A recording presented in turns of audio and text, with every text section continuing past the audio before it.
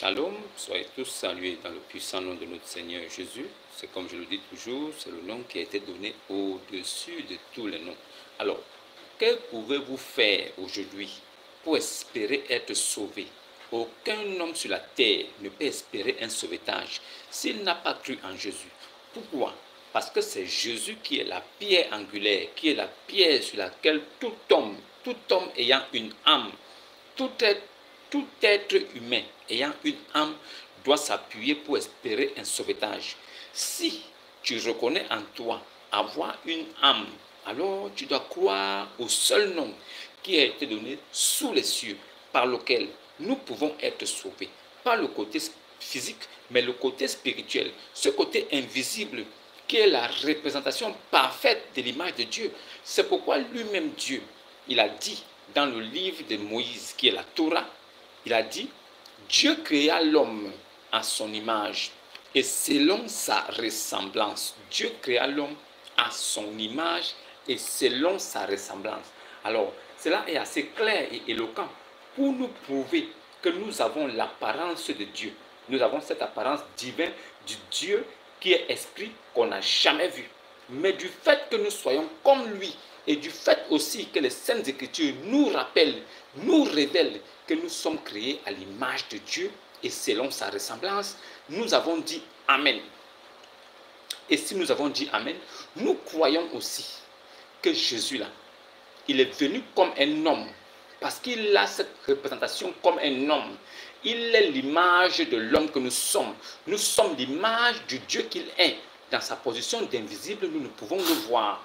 Mais s'il devient visible, palpable, touchable, alors en ce moment-là, il vient comme un homme parfait.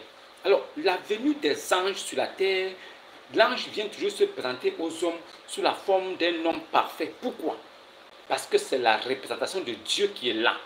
Cette image qui ressemble à celle d'un homme, semblable à un homme. C'est pourquoi les Écritures disent qu'il s'est fait semblable à l'homme. Il est venu comme un homme, comme un simple homme. Alors il s'est dépouillé lui-même en prenant cette forme de serviteur. Il est venu au service de l'homme, étant Dieu tout-puissant, créateur de toutes choses. Mais il se rend tout petit. Il vient pour servir, il vient pour se donner en sacrifice. C'est ce sacrifice ultime qui fait que si tu as cru en cela, alors tu ne meurs pas dans tes péchés. Toute personne qui refuse la crucifixion, toute personne qui refuse la mort de l'innocent, toute personne, toute religion qui refuse d'accepter qu'un homme est venu se donner à la croix lui-même, toute religion qui refuse de croire que Dieu s'est fait chair, cette parole qui était au commencement, qui avait créé toutes choses, qui avait amené toutes choses à la création. Si l'homme refuse de croire que cette parole-là est devenue chair, cette parole s'est faite chair et a habité parmi nous. Si vous ne reconnaissez pas que Dieu peut faire toutes choses, si vous limitez le pouvoir et la puissance de Dieu à faire seulement certaines choses, vous pensez que Dieu est au-dessus de toutes choses, on ne peut le voir, il est immense, il est grand, il est vraiment grand. Les cieux des cieux ne peuvent le contenir. Est-ce que c'est la terre qui peut le contenir? Vous n'avez rien compris de Dieu et du Père éternel. Je vous rappelle en passant ici que dans le jardin d'Éden, Adam et Ève y habitaient. Et Dieu descendait souvent venu parler avec eux face à face. C'est pourquoi quand Ève a péché et Adam l'a suivi dans le péché pour endosser en tant que responsable, en tant que l'homme autorité de la femme, Dieu est venu, il est descendu, il a dit Adam, où es-tu? Alors, si tu entends Adam, où es-tu? Dieu qui est omniscient, omnipotent, omniprésent, ce Dieu qui peut faire ce qu'il veut, ce Dieu qui remplit toutes choses dans les cieux des cieux, ce Dieu qui est partout parce qu'il est omnipotent, omniscient comme vous voulez, ce Dieu qui est partout pose la question à Adam, où es-tu? Alors vous, homme de peu de foi, vous direz, Dieu ne connaissait pas là où se trouve Adam. Si Dieu savait là où se trouve Adam, est-ce qu'il aurait posé la question à Adam, où es-tu? C'est la question qui vous vient à l'esprit. Mais non, ne raisonnez pas comme ça. Si vous raisonnez comme ça, vous devenez des dieux. Et si vous devenez des dieux, alors vous deviez déposer la Bible et votre Alcoran d'un côté. Vous-même allez écrire votre livre. sur lesquels vous pourriez mettre votre intelligence de folie. Car votre intelligence n'est que folie aux yeux de Dieu. Vous êtes des fous ambulants, mais vous ne le savez pas encore. C'est pourquoi je vous rappelle que telles que les Écritures nous ont été léguées, c'est comme ça que nous devons prendre, sans pouvoir mettre notre pensée, sans pouvoir ajouter quelque chose. Non, Dieu devait plutôt faire comme ça. Non, Dieu est venu comme un homme. Non, Dieu ne peut pas venir comme un homme. Si Dieu vient comme un homme, c'est fort. Dieu ne peut pas se faire un homme. Dans votre Bible, c'est écrit, Dieu n'est pas un homme. La ruse du diable. Dans votre Bible là, c'est écrit Dieu n'est pas un homme. Ce n'est pas écrit Dieu n'est pas un homme. C'est écrit Dieu n'est pas un homme pour mentir. Il n'est pas un homme pour mentir comme nous. Ni fils de l'homme pour se repentir, ni fils d'un homme né des entrailles d'un homme par la sémence d'un homme pour demander pardon. C'est assez simple. Mais il n'est pas écrit que Dieu ne peut pas se faire un homme. S'il était écrit Dieu ne peut pas devenir un homme, alors à ce moment nous devons nous poser la question, qui est venu en la personne de Jésus-Christ? Mais ayant fouillé les Écritures, nous avons découvert quelqu'un qui s'appelait Melchisedec. Melchisedec qui était roi de Salem, roi de justice, sacrificateur du Dieu très haut, qui n'avait ni généalogie, ni commencement de jour, ni fin de vie. Il n'avait ni père ni mère. Il était donc sacrificateur du Dieu très haut. Ce Melchisedec-là apporta du vin et du pain. Abraham donna la dîme de toutes choses à Melchisedec. Nous comprenons par là que si Abraham, qui était ami de Dieu, qui est considéré comme prophète aussi, s'il donne de la dîme à un homme, cela signifie que l'homme-là ne peut qu'être son Seigneur. C'est pourquoi il est dit, Melchisedec n'avait ni père ni mère, ni commencement de jour, ni fin de vie. Il était alpha oméga. Il était le début et la fin. Et en même temps aussi, il était sacrificateur du Dieu très haut. Ça veut dire qu'il était la représentation de celui qui devait servir Dieu à l'état parfait. Melchisedec représentait Dieu, pur, sans péché, sans généalogie, ni commencement de vie, ni fin de jour. Il était la représentation de Dieu. Ce Melchisedec-là avait la forme d'un homme. C'est pourquoi Abraham pouvait parler avec lui bouche en bouche. C'est pourquoi Abraham pouvait aller lui donner la dîme. Alors, qui était-il pour qu'il puisse prendre la dîme d'un prophète ami de Dieu? C'est la question que vous devez vous poser dans vos petites têtes là. Maintenant, en ce qui concerne Jésus, vous dites que Jésus ne peut pas être Dieu parce qu'il s'est fait un homme. Mais quand nous voyons la promesse et l'alliance, Dieu dit je viendrai moi-même. Si Dieu dit je viens moi-même, il n'a pas dit j'enverrai quelqu'un. Alors il faille bien aussi que ça là soit comme une base, un socle sur lequel tout véritable lecteur de la Bible doit pouvoir ne pas ignorer. Parce que cela fait partie du fondement même de ce que vous allez dire plus tard. Alors, si Jésus est né par la vertu du Saint-Esprit, cela signifie que le Saint-Esprit s'est vertué à Marie. Cela signifie que c'est le Saint-Esprit qui est descendu. Nous savons tous que nous, tous hommes, êtres humains vivant sur la terre, vanité des vanités, des êtres périssables voués à disparaître, nous savons tous que nous sommes l'image de celui qui nous a procréés. Nous sommes la sémence de notre papa. Nous représentons la perpétuité de notre papa. Ce que lui a hérité de son père et ce que son père a hérité de son père aussi. Alors, nous sommes une lignée de sémences qui se reproduisent, mais nous avons besoin d'être près de Dieu pour espérer l'au-delà, pas les choses matérielles, pas la vie sur terre. Maintenant, si vraiment vous pensez que Dieu ne peut pas se faire un homme, cela signifie que vous mettez en doute toute la parole de Dieu. Vous mettez donc en doute tout ce que Dieu a laissé dans son livre. Vous mettez en doute la Torah, vous mettez en doute l'évangile. Maintenant, pourquoi vous vous réclamez d'être la religion parfaite et la meilleure des religions si vous mettez en doute le livre que votre Dieu vous a demandé de vous appuyer dessus pour pouvoir avoir la vérité en face? Si vraiment la Torah et l'évangile n'étaient pas un livre véridique, votre Dieu ne vous aurait pas dit que consultez ceux qui lisent le livre avant. Donc, nous les chrétiens et les juifs. Maintenant, si vous limitez la portée de la puissance de Dieu en vous disant en vous-même, en vous réjouissant, en vous séduisant, en disant que non, Dieu ne peut pas être un homme. Mais nous prenons tranquillement dans la Bible un verset qui dit que Dieu se manifeste comme un homme de guerre, comme un vaillant guerrier. Dieu, il se compare à un homme de guerre, un vaillant guerrier. Alors, si l'Éternel se compare à un homme de guerre, si l'Éternel dit qu'il est un homme de guerre, un vaillant guerrier, cela signifie que s'il vient il vient sous la forme de l'image qu'il nous avait créée. Lui-même étant cette image-là, alors il a tiré de son image pour reproduire la même chose.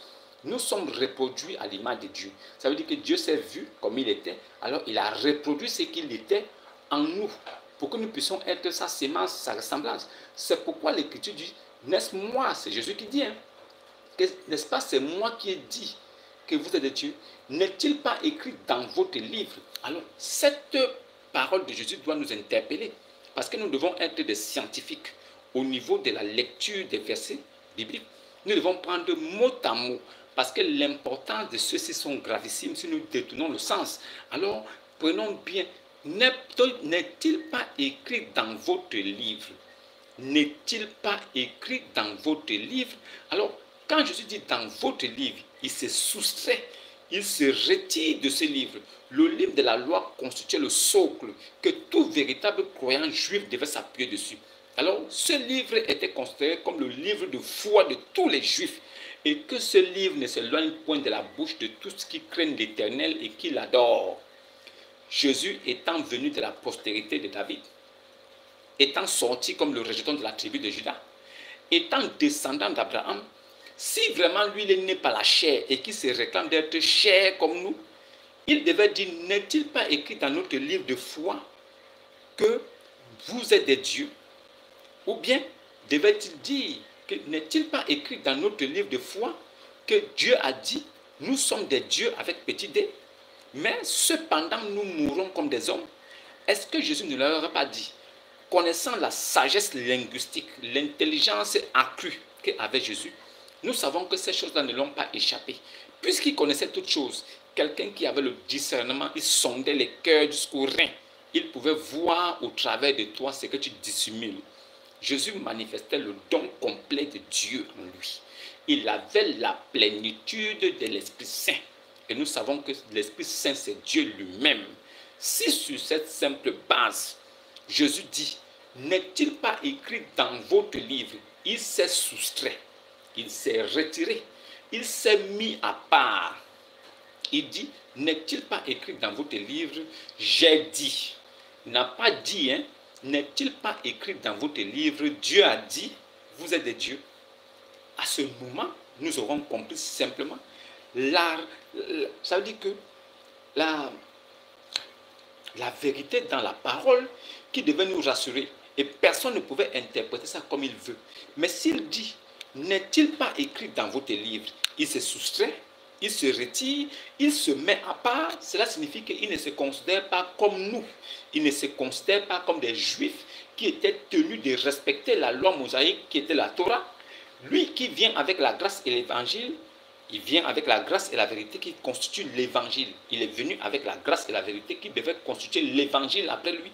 Il dit, n'est-il pas écrit dans votre livre? En se soustrayant, il sort de là, il dit, c'est votre livre. Et dans votre livre-là, j'ai dit.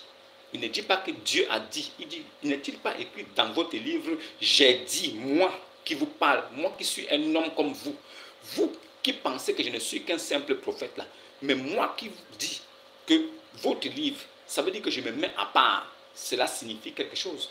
Pour quelqu'un qui a le discernement, la question qui doit venir dans son cerveau, c'est pourquoi Jésus se met-il à part alors qu'il est juif comme nous? Nous savons tous qu'il est le fils du charpentier Joseph.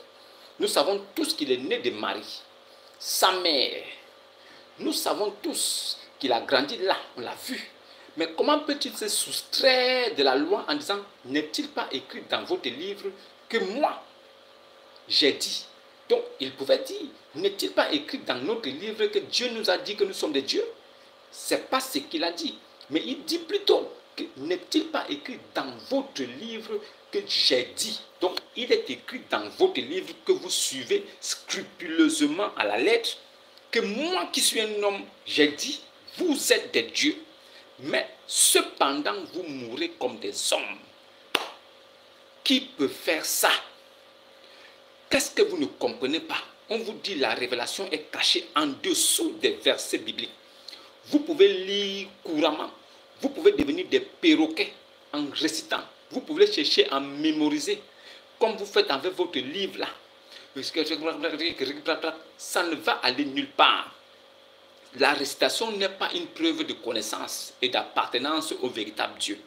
La récitation, nous avons des récitations que nous avons apprises dans des classes maternelles, dans des classes primaires. Ces récitations-là sont restées avec nous jusqu'à aujourd'hui.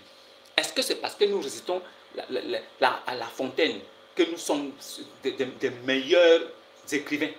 Est-ce que c'est parce que nous récitons le coq chante, le jour paraît, tout se veille dans le village pour que le bon couscous soit prêt, femme debout et du. Donc, comme je récite ça ou je chante ça, ça veut dire que je suis devenu un grand écrivain ou bien un grand poète?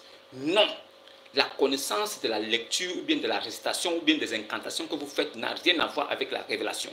On vous dit, pour que la loi soit soumise à vos pieds, pour que vous puissiez être des exemples, marcher selon la loi, il faille que vous ayez d'abord la grâce et la vérité avec vous. Cette lumière qui va vous conduire pour que vous ne puissiez pas vous détourner de la parole de Dieu. La parole de Dieu est la loi.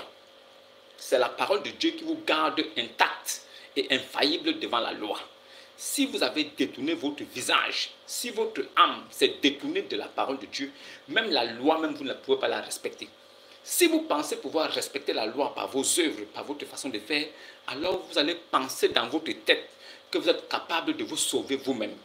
Si un homme essaye d'avoir dans sa petite tête d'oiseau là une pensée obscure qui est « je vais me sauver moi-même par mes bonnes œuvres », alors je dois me battre en faisant des bonnes œuvres. Quelles qu'en soient les bonnes œuvres que tu feras, les mauvaises œuvres seront toujours supérieures. Et le jour, quant à toi que la balance sera pleine du côté du mal, tu vas te retrouver dans un trou profond, humide, ténébreuse. Pourquoi? Parce que tu as cru que c'était tes œuvres qui pouvaient te sauver. Tu crois que ce sont tes œuvres qui peuvent t'amener à avoir la vie éternelle. Mais écoutez bien, Israël, l'Éternel, votre Dieu, est le seul éternel. C'est le même qui dit encore que l'Éternel, votre Dieu, est le seul sauveur. Dieu se réclame d'être le seul éternel. Il se réclame aussi d'être le seul sauveur. Mais c'est le même, se réclamant d'être le seul sauveur, qui envoie son Fils unique, afin que quiconque croit en lui, quiconque, pas afin que les enfants d'Israël croient en lui, mais afin que quiconque, n'importe qui, païen ou bien juif, croit en lui, ne périsse point, ne perde pas son âme, ne connaissent pas la seconde mort, mais aient la vie éternelle. Avoir la vie éternelle à l'instant où tu as cru, ce n'est pas le jour dernier à la résurrection que tu pourras maintenant être sauvé. Tu es sauvé tout de suite. C'est pourquoi la croyance en Jésus est quelque chose de merveilleux.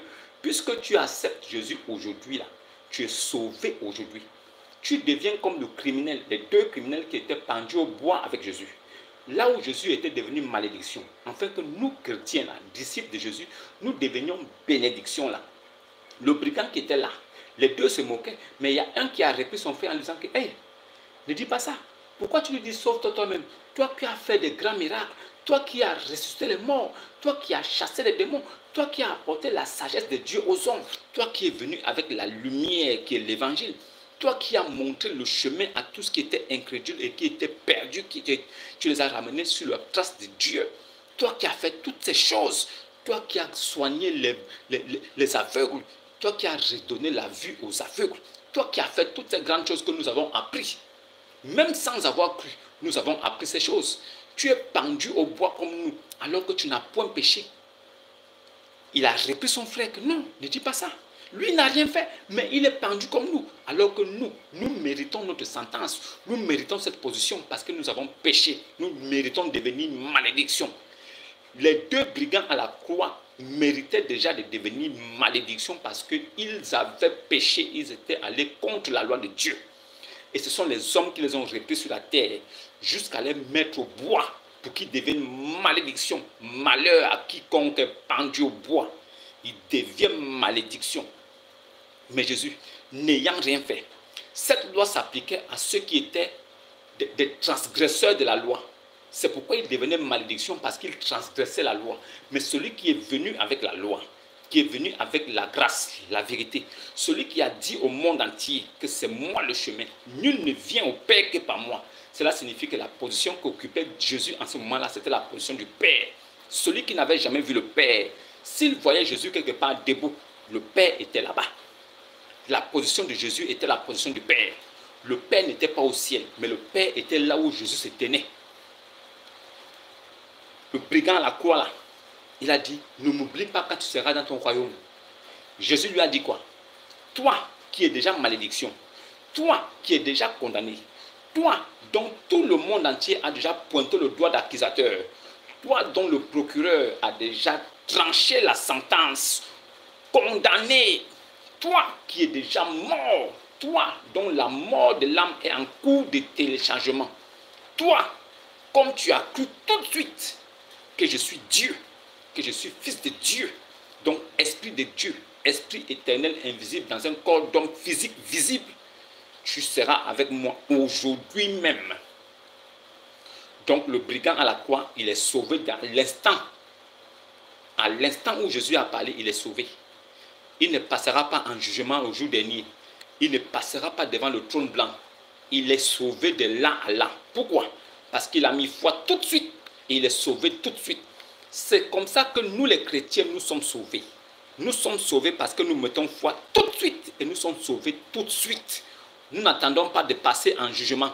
Nous n'attendons pas de passer par l'enfer et on va peser nos péchés par des grosses balances. Nous n'attendons pas le jour dernier, là où Dieu va nous dire que tu avais fait quoi? Toi, tu avais fait... Non, nous sommes sauvés. C'est pourquoi l'Écriture dit que nous sommes passés de la mort à la vie. Nous sommes partis des ténèbres à la lumière. Nous avons quitté la position d'esclave pour devenir enfants légitimes de la maison de Dieu.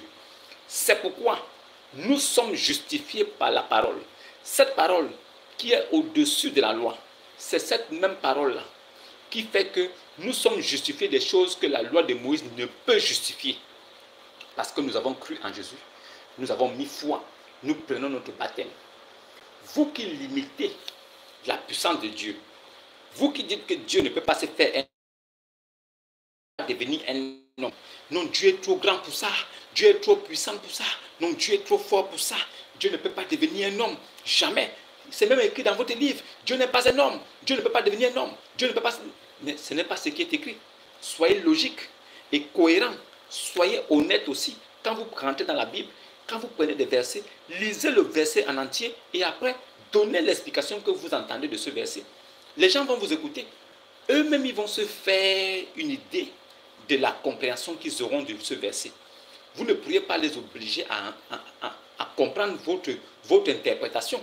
Vous ne pourriez pas obliger les gens à accepter votre façon de voir et d'interpréter.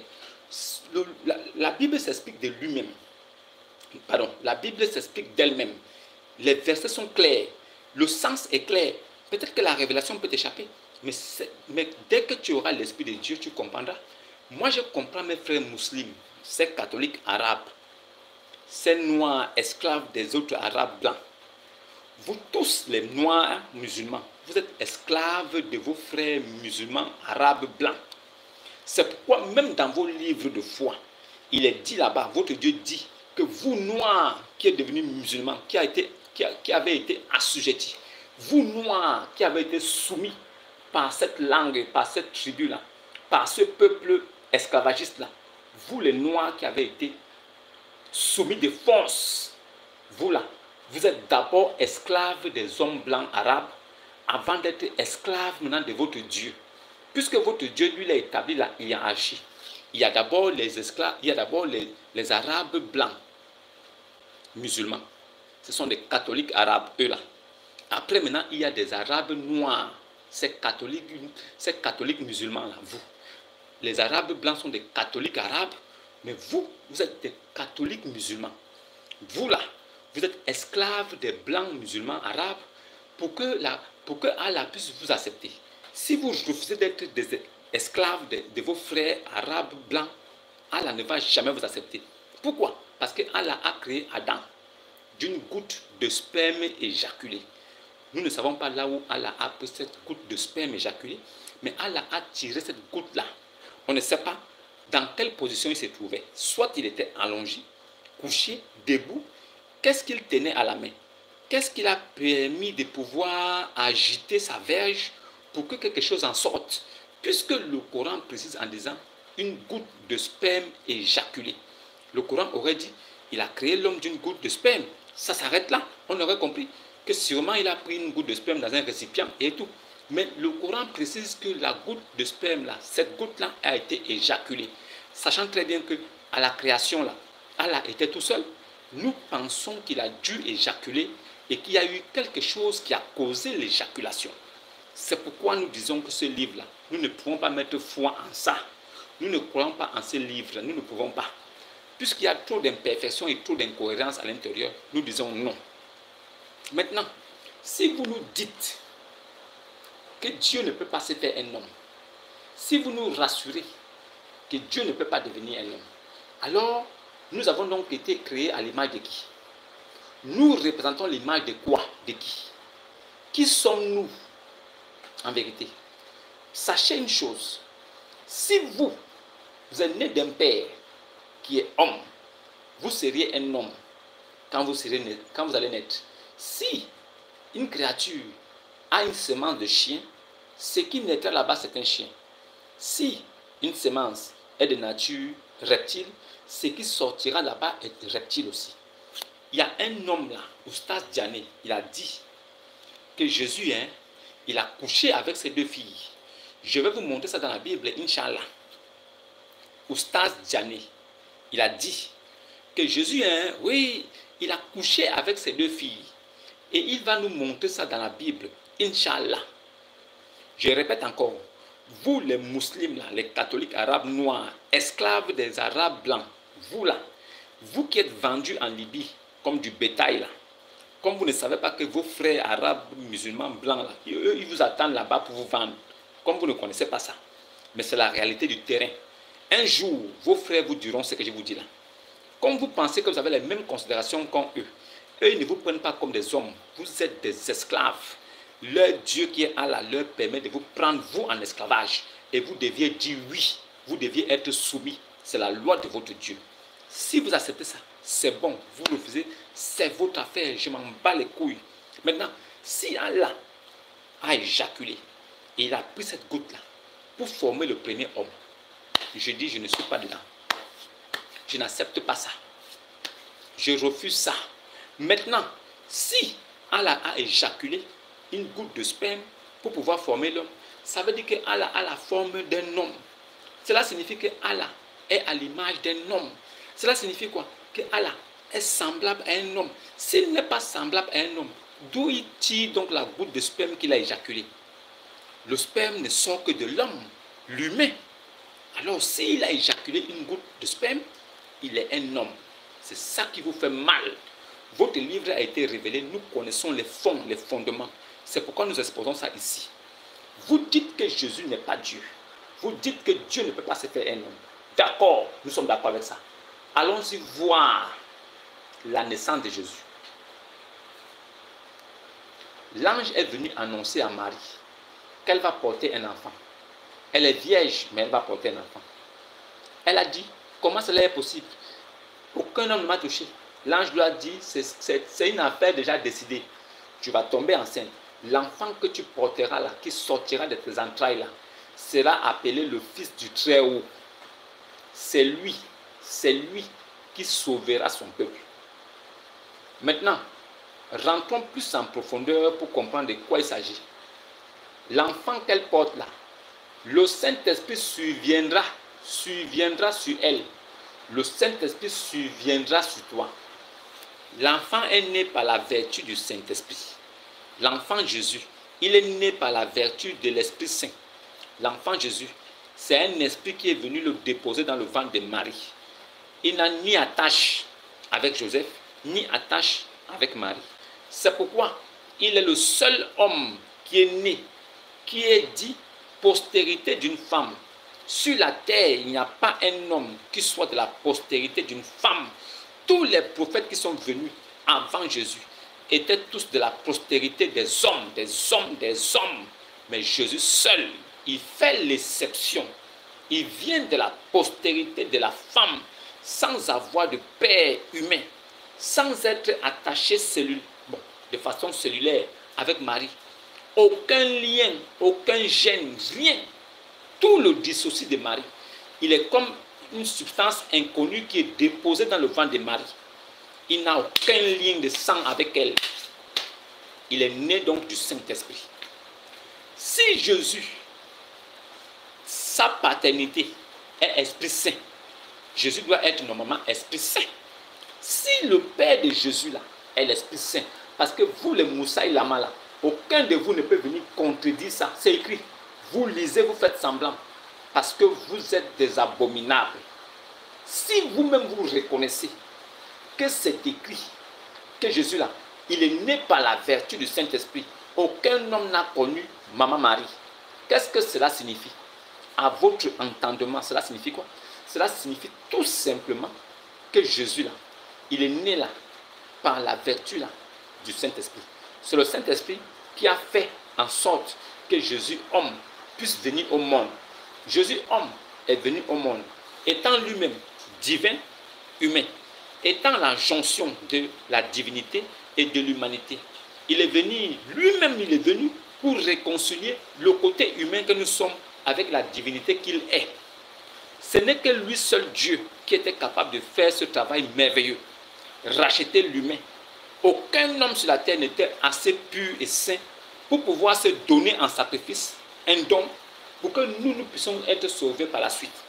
C'est pourquoi, dans le ciel, il n'avait été trouvé personne digne de pouvoir ouvrir le livre de la vie, à part l'agneau.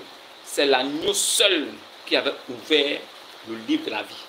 C'est pourquoi Jean-Baptiste a annoncé Jésus en disant, voici l'agneau de Dieu qui ôte le péché du monde. L'agneau qui a ouvert le livre dans les cieux là-bas, devant le trône de Dieu. C'est le même agneau que Jean-Baptiste a annoncé sur la terre à l'état physique. Si vous ne comprenez pas que l'agneau de Dieu qui est au ciel là-bas, qui s'est trouvé le seul digne de pouvoir ouvrir le livre de la vie au ciel, c'est le seul aussi qui est venu sur la terre, étant le seul agneau digne de pouvoir racheter l'humain, de pouvoir sauver l'humanité. Seul aussi. C'est la même personne. Vous n'avez pas compris quoi? Maintenant, si Jésus n'est pas Dieu, si Jésus n'est qu'un homme, qui est son Père? Si Jésus n'est qu'un simple homme, un simple prophète, qui est le Père de Jésus?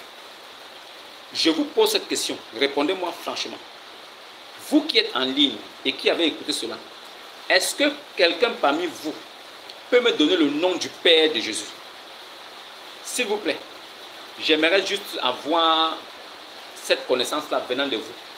Ce que vous entendez par Fils de Dieu, si c'est le Saint-Esprit qui s'est vertué en Marie, si c'est l'ombre du Saint-Esprit qui a couvert Marie, qu'est-ce qui s'est passé pendant cette couverture? L'enfant qui est né de l'Esprit Saint là, du Saint-Esprit là, est-ce qu'il peut être humain ou il doit être esprit? Si un homme naît d'esprit, si un être naît d'un esprit, il sera être esprit. Si l'esprit enfante, l'enfant qui naît est esprit. Si une lumière enfante, l'enfant qui sort est lumière. Si l'obscurité enfante, l'enfant qui sort de lui est obscurité. Si le Saint-Esprit donne un enfant, dépose une semence dans le ventre de Marie, l'enfant qui sort de là-bas est esprit aussi. Donc, en vérité, je vous le dis, Jésus devait sortir du ventre de Marie étant Esprit Saint aussi. Parce que son Père est Saint-Esprit, lui, Jésus, devait être aussi Saint-Esprit. Maintenant, expliquez-nous, vous les Moussaï Lama, qui dites partout que Jésus ne peut pas être Dieu, parce que Dieu ne peut pas se faire un homme. Vous dites que Dieu ne peut jamais devenir un homme. Il n'est pas, donc, soit il n'est pas capable de devenir un homme, soit il est impuissant et il ne peut pas devenir un homme. C'est deux choses. Mais selon la Bible, aucun, je dis, selon la Bible, aucune personne ne peut dissocier la naissance de Jésus avec le Saint-Esprit. Si vous dites, vous reconnaissez que Jésus est né par la vertu du Saint-Esprit, vous devez reconnaître aussi qu'il est Saint-Esprit. Soit vous dites que ce verset est faux, vous le barrez et vous n'en parlez plus jamais. Mais si vous pensez dans votre tête, un seul instant, je dis un seul instant, vous pensez que c'est le Saint-Esprit là qui s'est vertué en Marie et que Marie est tombée enceinte par la vertu du Saint-Esprit. Si vous, les Moussaï Lama, vous reconnaissez ça, soyez donc capables de dire aux hommes que oui, nous disons que Jésus n'est pas Dieu. D'accord. Oui, on est d'accord. Jésus n'est pas Dieu. Mais il est né de la vertu du Saint-Esprit. Ça là, on connaît ça. Et j'entends Ismaël Aka qui dit oui. Non, vous constatez ça, c'est vrai. Oui, oui, on connaît ça. Avançons, avançons. On ne peut pas avancer.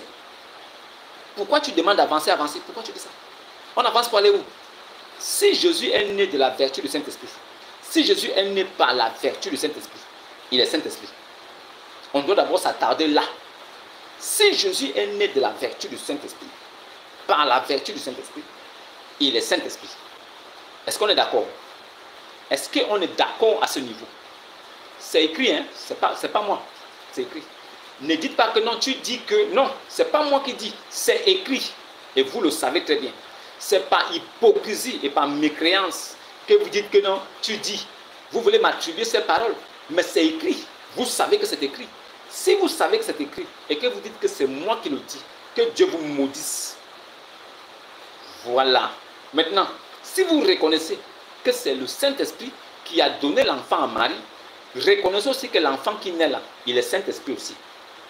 Maintenant, avançons. S'il est Saint-Esprit, il doit sortir du ventre de Marie invisible, comme son Père. Vrai ou faux? Si Jésus naît du Saint-Esprit, il doit sortir du ventre de sa mère, Esprit Saint, invisible aussi. Vrai ou faux? Non, c'est ça qui est la logique. Parce que toi, quand ton père a déposé sa sémence dans le ventre de ta mère, tu es sorti, bébé être humain, vivant, physique, visible. On t'a vu, puisque c'est le docteur qui t'a fait sortir. Ou la sage-femme qui t'a tiré, tout le monde a vu. Tu étais un bébé. Maintenant, si Jésus, lui, il est né par la vertu du Saint-Esprit et qu'il est sorti du ventre de Marie, mais c'est un bébé esprit qui devait sortir du ventre de Marie. C'est un petit bébé Saint-Esprit qui devait sortir du ventre de Marie, invisible. Ça veut dire que Marie devait avoir un gros ventre. Elle devait accoucher à la bergerie. L'enfant qui est né d'elle là, il devait sortir invisible. Marie devait seulement voir quelque chose qui sort. Elle ne voit pas aussi. En même temps, elle dit, oh, mais j'ai senti quelque chose sortir de mes entrailles, mais je n'ai pas vu le bébé. Il est où? C'est un bébé Esprit Saint. Il est invisible, comme son père. C'est ce que vous voulez, non? Parce que vous voulez que la folie et la démence soient dans la tête des autres comme la vôtre. Comme vous avez la folie et la démence dans vos têtes, vous voulez que ce soit contagieux, que tout le monde entier puisse avoir ça. C'est ça votre plan. Mais je vous dis non. Vous faites erreur, vous faites fausse route. Si le Saint-Esprit a donné l'enfant Jésus est Saint-Esprit comme son Père Saint-Esprit. Alors, si Jésus est Saint-Esprit, il doit naître invisible comme le Saint-Esprit, ou bien semblable à une langue de feu. Alors, il doit être une langue de feu comme le souffle de Dieu. Nous devons donc voir, Marie devait mettre au monde une langue de feu comme le souffle de Dieu. Les gens devaient dire, c'est quoi ça? Oui, c'est l'enfant du Saint-Esprit qui est là. Jésus est l'enfant du Saint-Esprit. Mais, en venant invisible et esprit, comment pouvait-il venir sauver le monde en étant invisible? Qui aurait cru que Marie même était enceinte? Les gens auraient dit que Marie a accouché, elle a avorté, elle a même tué l'enfant, ou elle a vendu l'enfant, ou elle a tué l'enfant. Les gens auraient inventé une histoire. Mais il fallait que cet enfant qui était Esprit Saint là, se revêtisse d'une enveloppe visible, soit visible des hommes et de ceux qui l'entourent. Il fallait que la parole qui s'est faite chair dans Jean 1:1 là, au commencement la parole. Au commencement était la parole. Cette parole qui était avec Dieu là, cette parole qui s'est faite chair là, cette parole là, qui est rentrée dans le monde, qui s'est faite chair et qui est rentrée dans le monde là, cette parole là ne pouvait pas venir comme ça étant visible, invisible. Et on entend seulement un son. Alors il fallait que cette parole là prenne un corps. Pour que cette parole soit visible de la création, il fallait qu'il vienne comme un homme parfait, semblable à nous-mêmes. C'est pourquoi il était obligé de prendre ce corps, ce premier-né de la création, qui est visible, par lequel il pouvait se mouvoir, s'exprimer, parler, n'est pas effrayer les gens, n'est pas être comme un fantôme, on entend la voix mais on ne voit pas le corps. Les gens devaient fuir, les gens devaient être pris de panique. Ça c'est quelle voix? On entend une voix, on n'entend personne. On entend seulement une voix mais on ne voit personne. Les gens devaient fuir. Alors il fallait que l'Esprit Saint invisible prenne un corps physique charnel, visible, avec tout ce que nous pouvons avoir comme émotion, sentiment. Il fallait qu'il suive le processus normal d'un être humain parfait pour se rendre sur la terre, pour venir exécuter le dessein de Dieu. L'Éternel vient exécuter le dessein de Dieu. C'est la même chose que Dieu, il a dit à Abraham, le temps est venu, donne-moi ton fils, ton unique, celui que tu aimes tant, Isaac. Abraham a pris son fils, il l'a amené pour le sacrifier. Mais quand il voulait couper le cou, l'Éternel, l'ange de l'Éternel a apparu à Abraham. Il a dit, éloigne le couteau de l'enfant. Maintenant, j'ai vu que tu crains Dieu. Prends le bélier qui est à côté là, zigouille-le à la place du fils.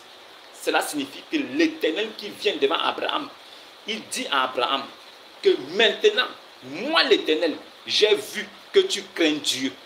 Pourquoi l'Éternel n'a pas dit à Abraham que, hé Abraham, éloigne le couteau du cou de l'enfant. Maintenant, j'ai vu que tu me crains, moi l'Éternel. Prends le bélier et tue à la place du fils. Mais pourquoi il dit que maintenant, j'ai vu que tu crains Dieu?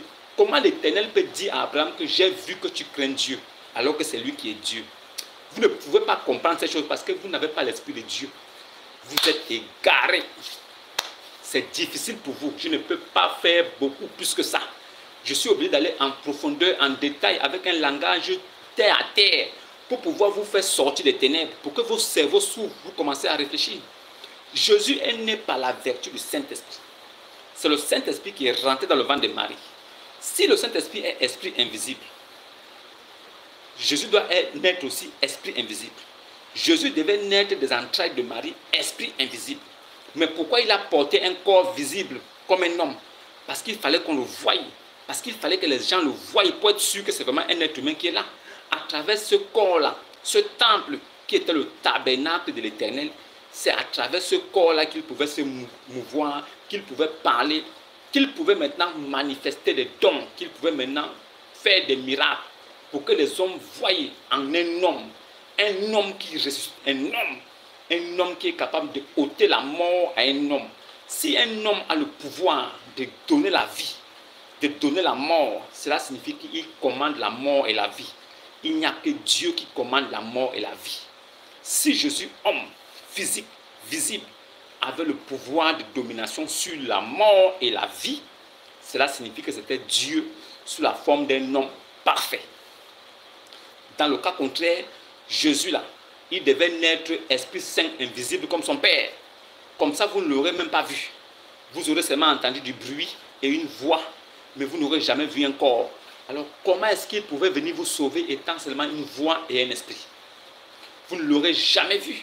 C'est pourquoi il a pris ce corps. Il est venu. Maintenant que vous l'avez vu, il vient. Il accomplit ce qui était prévu par l'Éternel. L'Éternel s'est fait chair pour venir accomplir le dessein de Dieu. C'est l'Éternel qui vient pour accomplir le dessein de Dieu. C'est pourquoi Jésus pouvait dire que mon Père, votre Père, mon Dieu, votre Dieu. Parce que l'Éternel avait dit à Abraham que j'ai vu que tu crains Dieu. Mais c'était l'Éternel qui était là. Mais quand l'Éternel disait à Abraham que maintenant j'ai vu que tu crains Dieu là, l'Éternel parlait de quel Dieu? Si l'Éternel n'est pas lui-même Dieu, mais il parlait de quel Dieu en disant que j'ai vu que tu crains Dieu? Donc Abraham, s'il était fou comme vous, il devait dire, ah, l'Éternel, donc toi tu viens me voir, tu es l'Éternel, donc tu es aussi un Dieu. Donc l'Éternel aussi est un Dieu. Vous avez l'eau dans la tête, vous ne comprenez pas les Saintes Écritures. Laissez la Bible en paix. Déposez la Bible dans un endroit, allez-vous-en. Allez-vous-en. Vous ne pouvez pas comprendre ces choses. Subtil soit-il, mais très pointilleux pour pouvoir ouvrir l'esprit aux enfants qui sont nés pour être sauvés. C'est pourquoi les paroles que je dis là, c'est pour les enfants de Christ qui sont perdus dans le monde. Ces brebis-là entendent la voix de leur rabbi à travers moi et ils vont suivre les maîtres. Ce n'est pas vous, avec votre ruse, votre mensonge, vos sales blagues que vous amenez dans vos débats pour distraire les gens, pour les amener en enfer là. Ce n'est pas ça qui va détourner un véritable enfant de Dieu. Et la Bible nous a prévenu qu'aucun véritable enfant de Dieu ne pourra être séduit jusqu'à vous suivre. Ça n'arrivera pas. C'est pourquoi j'ai la conscience tranquille. Je sais que vous ne pouvez même pas convertir une seule brebis de Christ, même pas une seule. Je sais ça. Mais je sais qu'à travers ma voix, il y a beaucoup d'entre vous qui se posent des questions sur ce que je dis. Ils vont faire des recherches. Dès qu'un musulman commence à faire des recherches sur ce que je dis, il n'est plus musulman. Parce que la sourate 5, verset 101 s'applique à lui. Ne posez pas de questions sur des choses que si elles vous étaient révélées, vous mécontenterez. Allah vous interdit formellement de vous poser des questions sur des choses que vous ne connaissez pas. Mais si vous faites le contraire et que vous commencez à vous poser des questions sur des choses que vous ne connaissez pas, vous n'êtes plus musulman. Parce que dès que vous commencez à vous poser des questions, vous allez découvrir la vérité. Et dès que vous découvrez la vérité, vous allez sortir de l'islam. Vous allez sortir de cette secte satanique, idolâtre, du caillou noir qui a la forme d'un vagin. Là, il faut aller faire la circumambulation 7 tours en hommage aux 7 planètes. Des trucs des sabéens que vous appliquez. Là, il faut aller réciter les incantations. Le Subhanallah, Subhanallah, Subhanallah. 33 fois. Alhamdulillah, Alhamdulillah, Alhamdulillah. Avec le chapelet. Alhamdulillah, Alhamdulillah. 33 fois. Allahu Akbar, Allahu Akbar, Allahu Akbar. 33 fois. Vous restez 33 fois Subhanallah. 33 fois Alhamdulillah. 33 fois Allahu Akbar. Ça fait 99. Et vous ne dites que Allah a 99 noms. Allah a 100 noms moins 1. En même temps, vous commencez à rester ces noms-là. Le nom de Allah n'en fait pas partie. Mais les 99 noms que vous citez là, ce sont tous les attributs de Jésus-Christ. Vous priez Jésus dans la Trinité, dans l'islam. Vous voulez faire croire aux gens que vous priez Allah. C'est Jésus que vous priez là-bas. La sourate 9, verset 31 confirme ça. Que Jésus est Dieu avec Allah dans le Coran.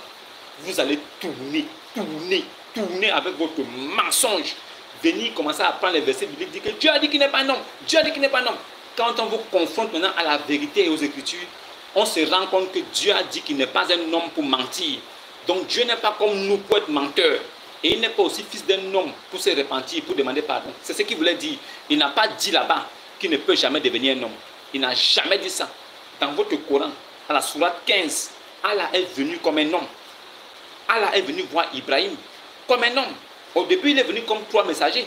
Mais à la fin, il dit quoi? Nous, Allah, avons décidé que la femme de Lot sera du nombre des disparus.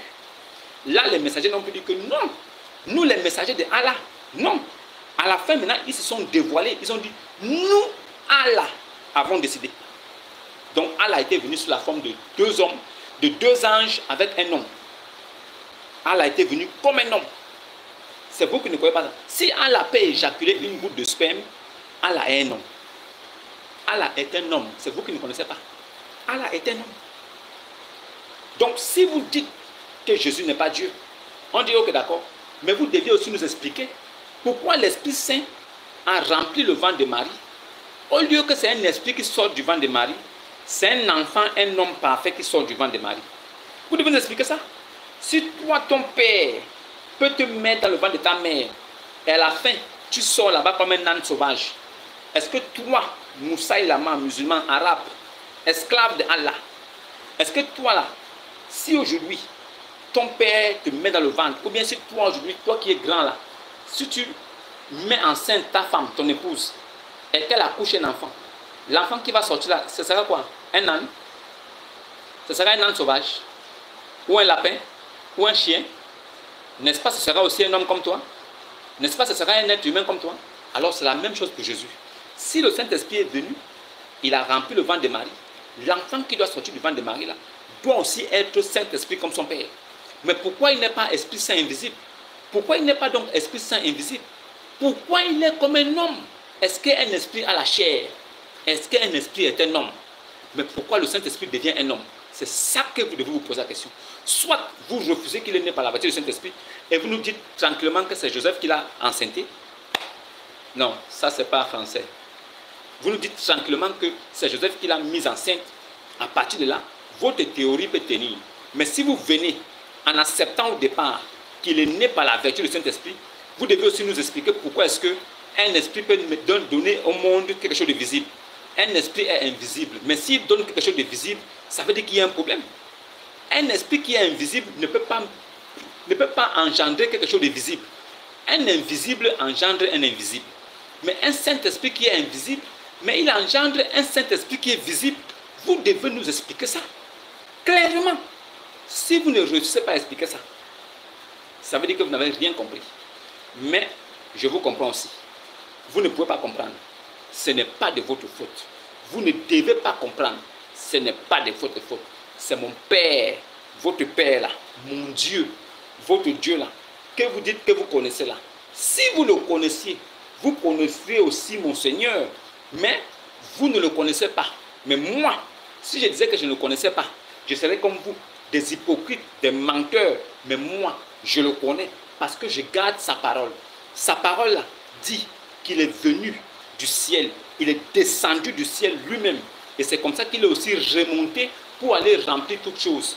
J'ai compris que Jésus-Christ, homme, est le seul médiateur entre nous et Dieu. J'ai aussi compris que son sacrifice à la croix était le sacrifice ultime et le seul vrai sacrifice. Pourquoi? Parce qu'il était un homme charnel pur, sans péché. Il n'a jamais péché. Il était pur. Donc, il était le sacrifice parfait pour nous. Alors, il est mort comme un martyr. Il est devenu malédiction. Afin que moi, aujourd'hui, sans avoir vu, mais en croyant seulement, je puisse être sauvé. Parce que j'ai été prédestiné à croire pour être sauvé. C'est pourquoi moi qui vous parle ici, je le dis haut et fort. Je ne passerai pas en jugement avec vous. Vous les Moussa et Lamala, je ne passerai pas en jugement avec vous. Tous mes frères, disciples de Jésus, qui ont écouté ma voix et qui sont dans la doctrine authentique de Christ, ne passeront pas en jugement avec vous. Nous ne passerons pas en jugement avec vous devant le trône blanc. Vous passerez là-bas tout seul. Nous là, nous sommes sauvés. Nous sommes passés de la mort à la vie. Pendant que nous sommes vivants, nous avons cru. Nous avons pris le baptême au nom du Seigneur Jésus par immersion totale. Nous sommes déjà sauvés. Nous avons déjà le salut. Un salut éternel que Israël a reçu. En croyant en Jésus, nous sommes devenus descendants d'Abraham par la foi. Nous sommes devenus Israélites par adoption. Nous avons reçu le cachet du Saint-Esprit. Nous avons le passeport diplomatique spirituel qui nous permet de transcender le temps et l'espace et les dimensions. C'est pourquoi nous savons que nous sommes Israélites. Nous sommes des Juifs par adoption. Nous sommes le peuple de Dieu choisi. Nous adorons notre Père en esprit et en vérité. Esprit, vérité. Ce ne sont pas des choses charnelles que nous retrouvons. Les hommes se battent pour réussir. Ils font des efforts pour pouvoir se sauver eux-mêmes. Continuez à faire vos efforts pour vous sauver vous-même. Nous là, notre Dieu a déjà accompli l'effort personnel irréfutable. Il a accompli l'effort personnel absolu. Seul, il a déjà accompli l'effort. Aujourd'hui là, nous lui rendons grâce parce qu'il nous a fait don de la vie éternelle. Nous ne méritons même pas ça. Parce que nous sommes pécheurs et nous péchons encore aujourd'hui et demain. Nous péchons toujours. Mais la parole de Dieu qui demeure en nous, nous rend purs. Pourquoi? Cette parole de Dieu nous justifie, nous sanctifie et l'Esprit de Dieu qui habite en nous, puisque nous sommes son temple, nous sommes l'église du Seigneur Jésus. Étant l'église du Seigneur Jésus, son esprit qui est l'Esprit Saint s'est posé en nous. Si l'Esprit Saint est posé en nous, ne savez-vous pas que le temple de Dieu est saint? Là où se trouve le temple de Dieu là, se trouve l'Esprit de Dieu. Et si l'Esprit de Dieu est disposé dans un temple, ce temple est saint. C'est pourquoi je suis saint. Pas parce que je le peux, mais parce que l'Esprit de Dieu est en moi. Je suis un saint qui vous parle. C'est pourquoi je vous juge. Vous tous les Moussa et Lama. Sourate 5, verset 47. Que les gens de l'évangile jugent, mais qu'ils ne jugent pas selon le Al-Qur'an, mais qu'ils jugent selon ce que Allah a fait descendre à Yassou, Jésus, Ibn Mariam, l'évangile, l'Injili. Et que si nous ne jugeons pas par... Ça veut dire qu'à partir de l'évangile, nous serons considérés comme des pervers par votre Dieu Allah. Nous devons vous juger selon l'évangile. Pour que votre Dieu ne nous considère pas comme des pervers. Votre Dieu Allah ne nous considère pas comme des pervers. Si Jésus est né par la vertu du Saint-Esprit, il est Saint-Esprit aussi. Si le Saint-Esprit est invisible, Jésus devrait être invisible aussi. Alors, la question à 1000 euros est de savoir pourquoi est-ce que l'Esprit Saint invisible peut-il donner naissance à un Esprit Saint visible? C'est la question qui est là. Si vous trouvez la réponse, venez me voir. Passez le message à Ismaël Aka. Celui qui dit que le nom de l'Éternel, de Dieu c'est l'Éternel là. Celui qui dit partout, le nom de Dieu c'est l'Éternel. Parce que la démence et la folie sont son partage. Allez-y dire aussi à Oustaz Diané de nous amener le verset là où Jésus a couché avec ses 2 filles. C'est écrit dans la Bible. Je vais vous dire ça, Inch'Allah. Qui nous apporte ça aussi? Qui nous apporte le verset là où Jésus a couché avec ses 2 filles. Je vais vous amener ça bientôt. Inch'Allah. On veut ça. Allez aussi dire à Aston Ba que Jésus est un pédé. Aston Ba dit, Jésus est un pédé. Je pensais que tu allais revenir encore dessus. Jésus est un pédé. Allez dire à Aston Ba que son sort est scellé. Son propre livre qu'il lit dit que Jésus est illustré ici-bas et dans l'au-delà. Sourate 3, verset 55. Jésus là et ceux qui le suivent là sont placés au-dessus de Mohammed et tous ses esclaves jusqu'au jour de la résurrection. Allez dire ça à Aston Ba. Si lui, il blasphème en disant que Jésus est un pédé, c'est un maudit et un abominable pour l'enfer. Mais moi, tout ce que je vous dis ici, en ce qui concerne Mohammed, c'est la vérité. Mohammed n'est pas mort d'une mort naturelle. Il est mort empoisonné. C'est la vérité. C'est la vérité que vous devez savoir. Il n'est pas mort d'une mort naturelle tranquille. Il est mort empoisonné. C'est vérifié, c'est certifié, c'est authentifié. C'est Saïd. Ce que je vous dis là est Saïd. Authentique. Avec un degré de 1000% de recevabilité. Qu'est-ce qu'un musulman peut me dire dans l'islam? Qu'est-ce qu'il y a là-bas? Qu'est-ce qui vous a convaincu de devenir des musulmans? Qui vous maintient captif d'un prophète qui a couché cadavre, qui a couché bébé pédophile? C'est pas possible. Vous faites quoi là-bas? C'est à votre niveau. Restez là-bas. Comme des ânes sauvages. Restez là-bas. Moi, j'ai fini avec vous aujourd'hui. Je voulais vous expliquer pourquoi est-ce qu'un esprit saint invisible peut-il mettre au monde, peut-il engendrer, peut-il donner naissance à un fils esprit saint visible? Comment l'invisible peut donner naissance au visible? Si vous répondez à ça, vous ne serez plus jamais musulman de votre vie. Voilà. Bon, je pense que j'ai assez parlé pour aujourd'hui. Shalom et que Dieu vous garde. N'oubliez pas, likez, partagez aussi à vos frères qui recherchent la vérité. Cette lumière doit parvenir jusqu'au bout du monde. Que tous les enfants de Dieu qui sont égarés, qui sont perdus, qui sont dans les extrémités de la terre, puissent écouter ces choses qui sont terre à terre, les b.a.-ba de la foi, qui te permettent d'avoir une foi assez solide pour pouvoir quitter de la position d'esclave, pour devenir enfant de Dieu, libre, pour quitter de la position de ténébreux, pour devenir lumière du monde. Comme l'est Jésus-Christ, aujourd'hui, hier et éternellement. Nous suivons un homme qui est venu comme un prophète, mais qui n'est pas mort. Jésus n'est pas mort. Il a été mort, crucifié, ressuscité. Donc il est encore vivant. Crucifié, mort, ressuscité. Il est vivant. À l'heure où je parle avec toi, Jésus est vivant. C'est pourquoi il possède donc un sacerdoce intransmissible. C'est pourquoi un prophète ne peut pas venir après Jésus pour dire que je viens encore après. Ou bien je viens, Jésus est passé, moi je viens. C'est cette partie-là où Jésus a fini avec tous les faux prophètes qui viennent après pour dire que je viens après Jésus. Aucun prophète ne peut venir après le Messie et se réclamer d'être un prophète de Dieu. Nous connaissons des prophètes qui existent, oui, il y a des prophètes, mais pas prophètes qui parlent bouche à bouche avec Dieu. Jésus a mis fin à cette prophétie-là. Tout prophète qui vient, il vient annoncer ce qui a déjà été annoncé. Il vient avec d'autres révélations. Il vient avec une sagesse et une intelligence de Dieu pour pouvoir orienter les gens à suivre ce qui a déjà été dit. Il ne vient pas apporter quelque chose d'autre. C'est pourquoi Jésus-Christ possède un sacerdoce intransmissible. Étant encore vivant, quel prophète va encore venir après lui? Vous ne comprenez pas quoi? Vous ne comprenez pas quoi? Vous ne comprenez pas quoi? Laissez vos préoccupations en commentaire, likez, partagez. N'oubliez pas, likez et partagez, c'est très important.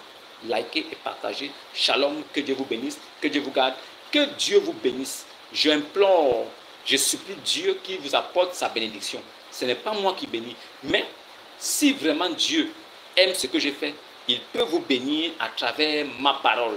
Mais ce n'est pas moi qui donne la bénédiction. Je ne suis qu'un homme comme vous. Je suis un frère comme vous. Que Dieu vous bénisse. Shalom et à demain.